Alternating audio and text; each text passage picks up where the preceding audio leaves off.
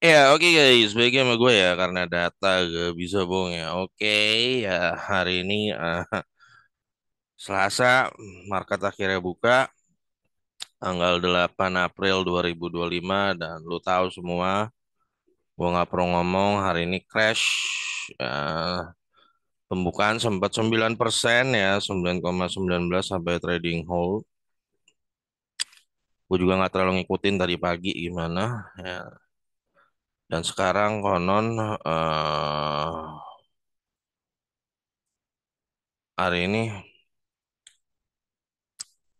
kayaknya sih tadi udah membaik dikit ya, udah tinggal 6 atau 7 ya. Jadi udah sesuai prediksi ya banyak orang ya. Jadi Trump ngeluarin tarif semua pada robo ya nggak mungkin lo nggak robo sendiri seperti itu. Kemarin udah gua ya kemarin udah gua sharing apa yang bisa lo lakukan di market crash dalam ini ya. Cuman itu yang udah gue bilang ya.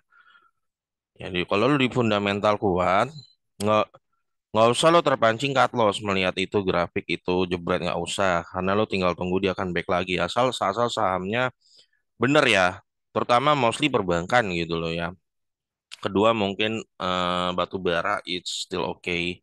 Jadi yang saham membagikan dividen tetap membagikan dividen, yang tidak tetap juga tidak membagikan dividen. Nah yang gua lucu adalah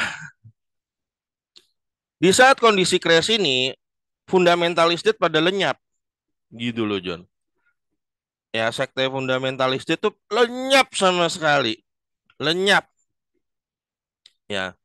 Jadi sekte fundamentalis debt itu hanya nongol saat IHSG hijau, hanya nongol di situ. Saat hijau, oh, gorengannya pada naik, belum tuh John, lihat John, fundamental is dead kan. Tapi giliran crash terkeras seperti ini, yang keras seperti ini datang, lenyap semuanya. Jadi kita hati-hati ya John, ya. Jangan sampai kita itu punya gaya investasi itu hanya work di market ijo, hanya work di ilmu ijo gitu loh, cuman menguasai ilmu ijo. Tapi ketika crash itu tiba, ombak itu datang, ternyata nggak work sama sekali dan lu terbantai di situ. Nah itu gue ingetin hati-hati karena banyak John, gue sering kalau lagi market ijo, berat langsung komen, John, fundamental is dead. John, lihat tuh. Nggak, ya, kayak gitu-gitulah. Tapi kalau lagi gini lenyap. Ya, jadi yang mau gue bahas hari ini John ya IHSG depannya gimana. Terus bagaimana Taiwan menghadapi tarif Trump dan yang ketiga kita isi proposal pemerintah Konoha kepada Donald Trump. Ya, nanti lo boleh bandingin sendiri lah gimana. Menurut lo usaha pemerintah Konoha tuh dengan nego itu udah maksimal belum sih? Ya, itu. Ya kemarin juga Hokage juga ngomong lagi soal pasar saham, bilang katanya itu nggak penting, intinya nggak takut dan nggak penting lah bla bla bla karena katanya menurutnya pasar saham itu hanyalah keuntungan jangka pendek. Harusnya kita bangun pabrik pertanian gini-gini ya seperti itu. Investor saham itu ada total sekarang 15 juta John ya. Eh, Total penduduk Indonesia 2024 itu kira-kira terakhir ya Desember itu 15 juta dibagi 281,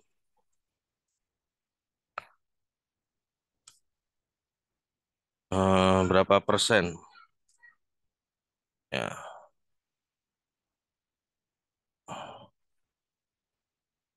Ya, 3,5% ya. Berapa persen? Ya pokoknya sekitar kalau 10% kan 150 ya. 4 persenan lah ya. 4 persenan seperti itu. Dan kemungkinan jumlah investor nanti bakal bergerak ke 20 juta ya. Bisa 10%.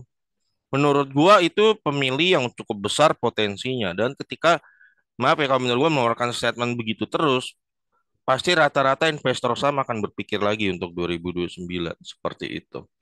Ya pasti dia investor saham rata-rata akan mencari sosok yang lebih memahami pasar modal dan alur. Orang kalau paham pasar modal dia paham alur pergerakan ekonomi John, sehingga dalam hal-hal ke depannya dia pasti akan lebih sigap hadapin suatu hari muncul perang tarif seperti ini lagi di kemudian hari ya. Dia akan ya gua sih nggak melihat ada presiden ya ada Hokage negara lain itu yang mengeluarkan statement serupa. Menurut gua mungkin satu-satunya sepanjang sejarah mungkin ya, satu-satunya sepanjang sejarah.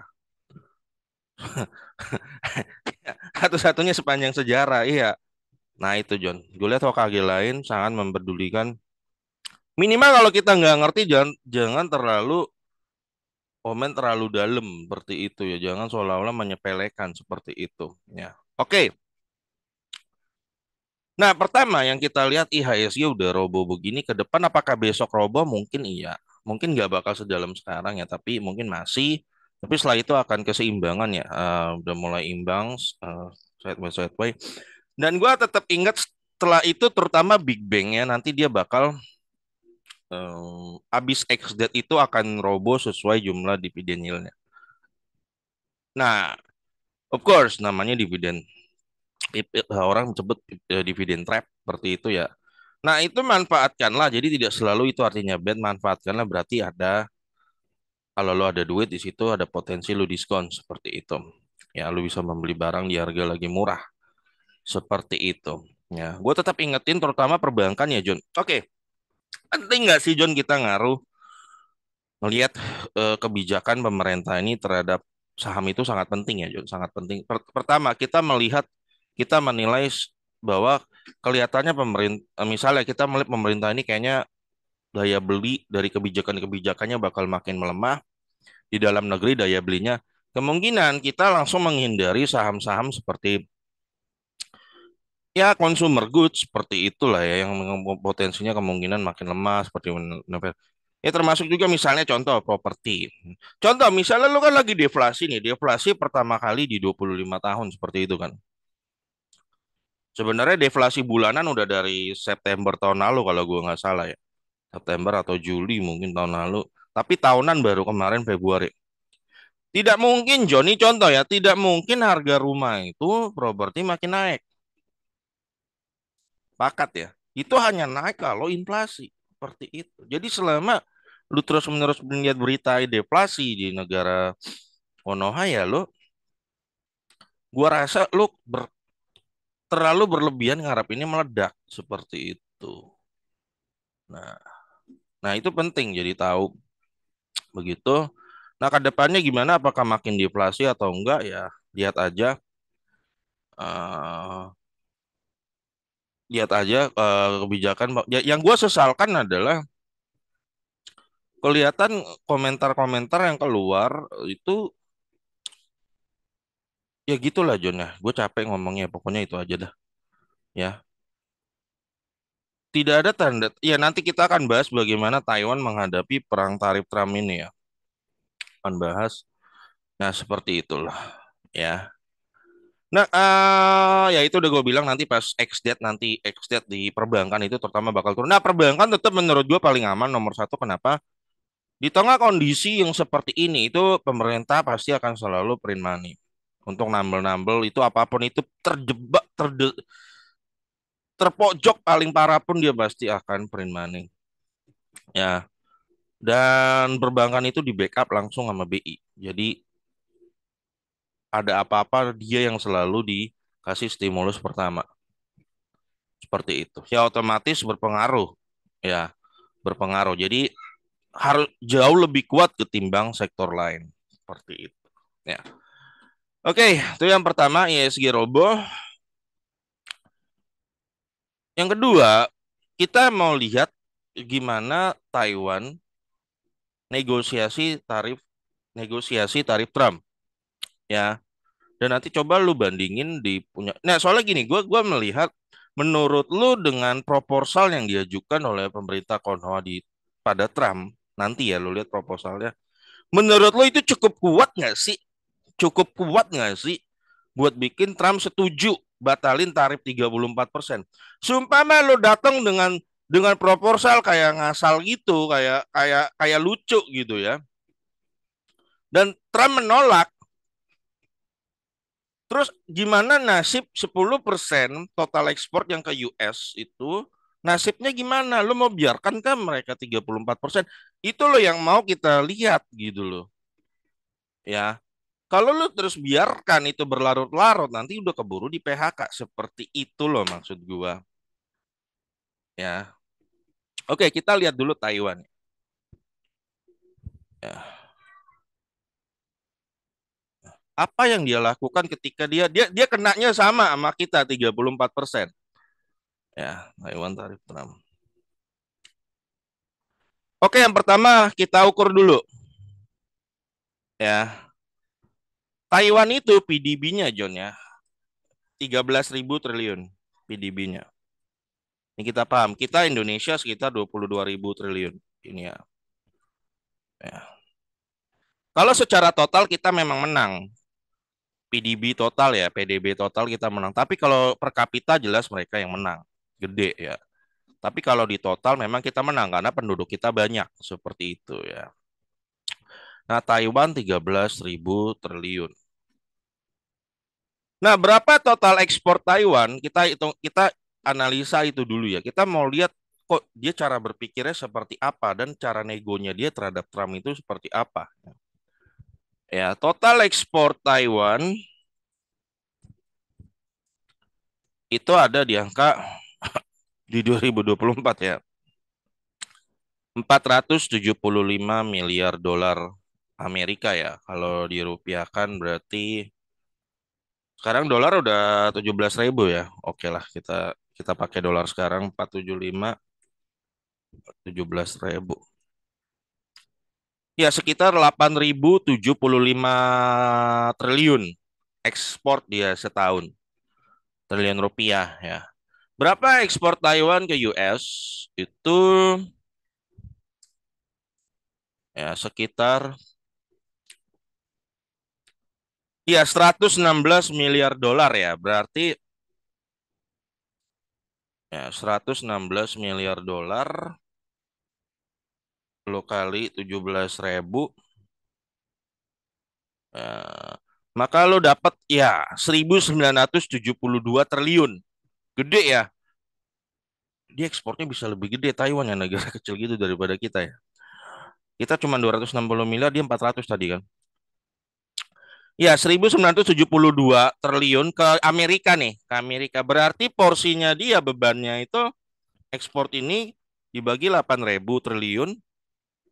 Maka 24%. Jadi Taiwan itu US adalah market yang sangat besar sekali buat Taiwan. 24%. Ya. Jadi ada sekitar 1.972 triliun rupiah perputaran uang satu tahun rakyat Taiwan itu menggantungkan hidupnya dari ekspor Amerika.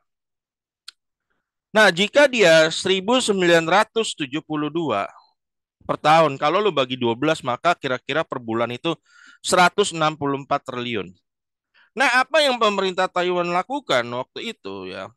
Dia langsung pertama John sebelum negosiasi ya, langsung pemerintah Taiwan itu memberikan bantuan John. Bantuan.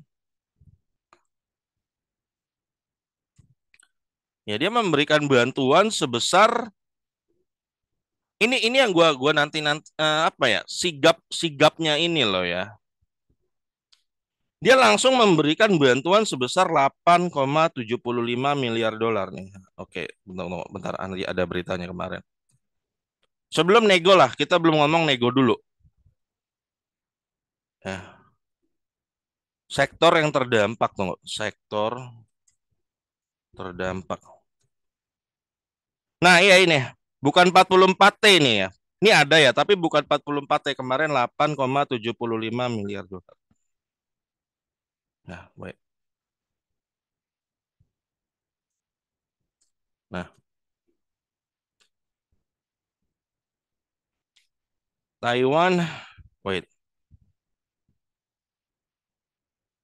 Taiwan give $8 billion.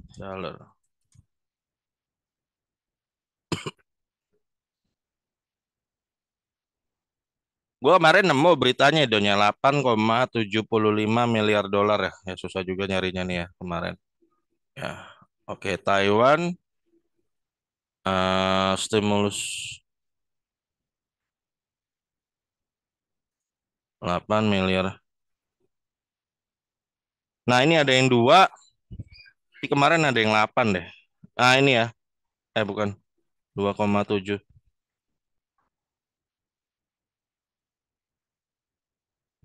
8,7 itu gua nggak nemu yang 8 ya. Kemarin ada 8 ya pokoknya. Ya, kemarin gue lihat itu 8, ya 8,7 miliar dolar ya untuk sektor yang terdampak ya. Berarti kalau 8 miliar dolar itu kan 3 hari 17.000 ya.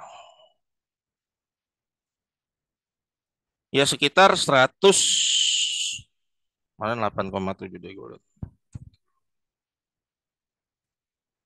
Ya sekitar 147 triliun rupiah ya.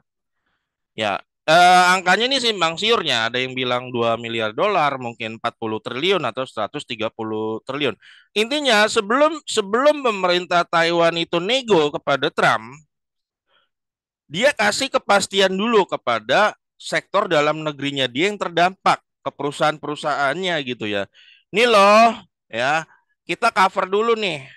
Ya entah itu nilainya 150 triliun rupiah atau 50 triliun rupiah gitu ya. Ya terserah simpang siur angkanya.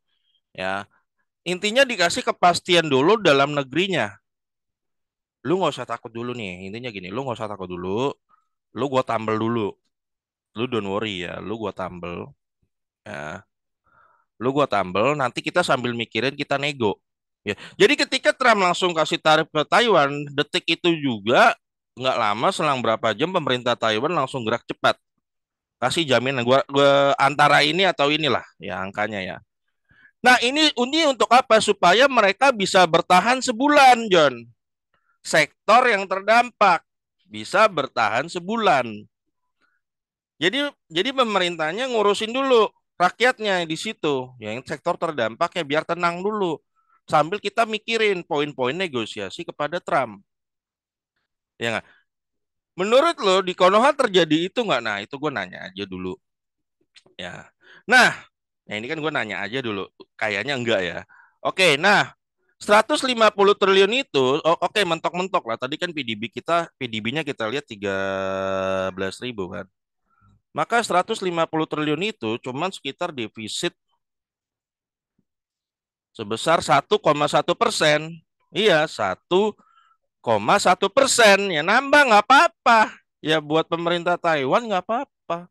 Kita defisit nambah dulu, ya tambal dulu supaya nggak di PHK di situ. Jadi ada kepastian di dalam dulu, dalam negeri udah kepastian, baru bikin poin nego ke Amerika. Dan apa yang Taiwan tawarkan itu mirip dengan apa yang Vietnam tawarkan ya, yaitu tarif 0% untuk semua produk Amerika. Ini ingat ya, jadi Taiwan kena tarif 34% sama kayak kita Indonesia. Jadi yang pertama kali dilakukan pemerintah Taiwan, gue breakdown ya, langsung kasih kepastian ke sektor terdampak ya, bahwa pemerintah Taiwan akan kasih stimulus sekitar 50 atau 150 triliun ya angkanya. Ya supaya mereka, ini menurut gue supaya mereka bisa bertahan 1 bulan. Ya. Kedua, ketika dia sudah pastikan dulu dalam negerinya aman gitu ya, dalam arti tenang gitu kan. Kedua, baru dia langsung kirim nego ke Trump bahwa kami siap semua produk US 0%. Nah, ini caranya pemerintah Taiwan. Ya. Kalau Vietnam kemarin lo udah denger ya, begitu dikasih 49% langsung dia telepon Trump dan langsung siap nego tarif 0%, bla bla bla bla bla bla bla bla bla. Dan langsung siap mau beli kapalnya, mau beli produk pertanian Amerika. Wah, pokoknya proposalnya menggiurkan banget. Pasti buat Trump itu menggiurkan ya. Nah, ini ya, jadi pemerintah Taiwan melakukan hal ini. Dua. Menurut gue, John, Donald Trump tuh nggak mau kalau lo nggak 0%. Kalau lo ngasih datang ke sana capek-capek jauh-jauh lo tidak menawarkan tarif 0% untuk semua produk US dan plus bonus-bonus lainnya. Gua rasa si Trump itu nggak mau. Gua rasa. Kenapa dia kemarin ya EU aja, Uni Eropa tarif 000 itu ditolak. Ini ada beritanya tadi. Ya. Bukan Taiwan, aduh. Uni Eropa. Tidak cukup tuh. Tarif nol dari tuh lihat tuh. Ya. Trump menganggap tawaran tarif nol dari Uni Eropa tidak cukup. Ya. Nggak cukup, John. Jadi Uni Eropa minta gini. Oke deh. Uni Eropa ya. Dia tawarannya gini. Oke, kita produk US nol. Tapi produk Uni Eropa masuk Amerika juga nol. Juga nol. Kata Trump, no, no, no, no, no, no. Karena udah terlalu lama Uni Eropa katanya ngerampok Amerika. Lu masuk ke barang ke negara gua, tapi giliran produk gua masuk negara lu kasih tarif gede-gedean gitu loh. Misal kayak Harley Davidson gitu. Sama di Indo juga sama John. Harley Davidson masuk sini kena tarif 40%. Kalau Harley Davidsonnya harganya 1 M, berarti orang Indonesia yang mau beli harus bayar 1,4 M. Ya makin sedikit orang Indonesia yang mau beli. Akhirnya terjadi hanya sedikit orang aja yang mau beli produk Amerika. Nah tujuannya Trump itu apa? Dia pengen semua negara itu nol. Supaya orang banyak belanja produk Amerika dari luar negeri. Tahu nggak? Nah supaya dan dengan terjadi demikian, maka di Amerika sendiri akan terjadi peningkatan penjualan, otomatis mereka akan hire karyawan baru. Tujuannya seperti itu. Ya, jadi ingat John ya, Uni Eropa aja tarif 0% tolak. Nol ditolak ya.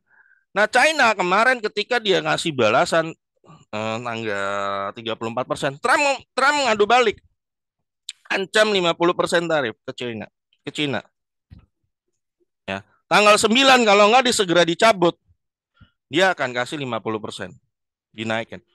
Gua rasa Cina ini menurut gua ya salah langkah dalam arti kayak Trump gini kan sebenarnya dia cuma minta 0%. Yang menurut gua Cina itu lebih baik turutin aja kalau menurut gua.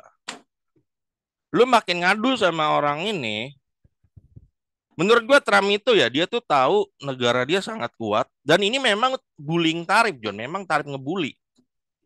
Ya, dia mau nunjukin bahwa gua nih powerful, gua nggak takut sama Cina nomor dua, nggak takut. EU apalagi ya nggak ada apa-apanya menurut dia. Ini nggak ada kaitannya sama BRICS John, nggak ada.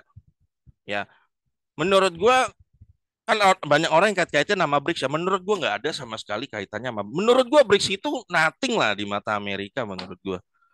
Ya PDB 480 triliun. Bukan itu. Dia tuh cuma nyari negara mana aja yang defisit sama gua. Berapa defisitnya gua bagi dua aja udah. Global. Jadi semua dia musuhin. Sorry, EU dia musuhin. Kanada dia kenain. Semua sekutu dia pun dia kenain. Jadi nggak ada hubungannya. Kita kena 34% bukan karena kita anggota BRICS, John. Bukan. Karena memang defisitnya kita. Kalau di total ya kena 34%. Taiwan juga kena kan. Ya, Taiwan juga kena. Jadi nggak ada hubungannya sama BRICS ya. Jadi kalau menurut gue Cina ini lebih baik nurut aja. Sebenarnya nggak rugi-rugi banget ya kalau menurut gue lo kasih tarif zero ke Amerika karena produk Amerika itu rata-rata produk mahal, produk mehong-mehong yang juga marketnya sendiri. Menurut gue ya, market produk Amerika tuh sendiri. Contoh kayak Harley Davidson gitu. Tuh marketnya kan orang-orang menang atas malah ya yang paling bisa beli itu. Justru dengan lo jirokan tarif seperti itu, ya orang-orang yang di Indo ini jadi makin lebih, termasuk di Cina kalau lo nolin ya, dia akan belanja produk dia, ya otomatis pasti ada untuk importir akan sangat menguntungkan. Ya menurut gua akan terjadi juga perputaran ekonomi melalui import dari produk Amerika. Menurut gua, ya menurut gua win-win solution lah. Jadi gini loh, lo jangan jangan sampai kayak motor Harley datang ke sini, lu kena tarif 40%. Terus tarifnya ini yang bayar siapa? Coba gua tanya, John. Lu di Indonesia, tarif Harley 40%, yang bayar siapa? Orang Indo apa Amerika? Orang Indo. Bayar lebih, ya. Ntar juga nggak tahu duitnya dikemanain. Seperti itu, ya. Nah, ini ya, John. Jadi, Taiwan, lu harus tahu cara breakdownnya dia lawan Trump begitu. Coba kita lihat pemerintah ya. Nego. Nah ini gua nggak mau ngomong ya John, tapi ini aja negosiasi tarif nih. Menurut lu lu cukup yakin nggak pemerintah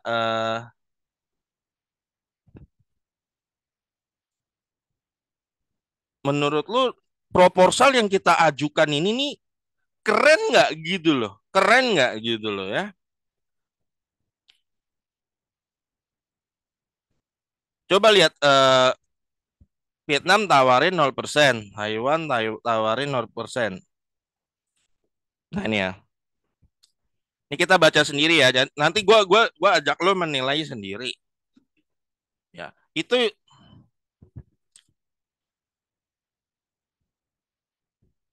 nah, nah ini ya. Ini nanti tim bakal berangkat. Jadi gini John, jadi harus kalau lo mau ngikut cara pemerintah Taiwan harusnya lo tenangin dulu. Tenangin dulu ekspornya yang terdampak nih sektornya ya. Sektor kita kan terdampak 26 miliar dolar ya, sekitar 400 triliun nih. Kalau kalau lo mau ngikutin caranya Taiwan harusnya begini. Kan 400 triliun yang ekspor Indonesia ke US kan. Lu bagi 12 aja, 440 lu bagi 12 maka lu dapat 36 triliun. Nah, kalau lo mau ngikutin caranya Taiwan, lu keluarin 36 triliun, ya. Lu talangin dulu, lu tenangin tuh sektor yang terdampak sama US, tenangin pengusaha dan juga para pekerja yang terdampak di sini. Dalam ini dana untuk 1 bulan, tenangin. Ya. Baru lu kirim poin nego karena poin nego lu aja belum tentu diterima oleh Trump gitu loh. Maksud gua ketika lu kasih dulu 36 triliun ini, sektor yang terdampak itu jadi tenang dulu 1 bulan gitu loh. Dan dia merasa merasa pemerintah hadir. Nah sekarang lu untuk ngerumusin poin ini aja lu butuh waktu seminggu gitu loh. Belum berangkatnya. Ini juga belum tentu pasti diterima sama Trump seperti itu loh. Nah maksud gua, menurut lu dibandingkan dengan Taiwan punya cara, menurut lu kita lambat nggak? Nah gue balikin lagi sendiri menurut lu aja. Nah ini isi penting proposal kita ya.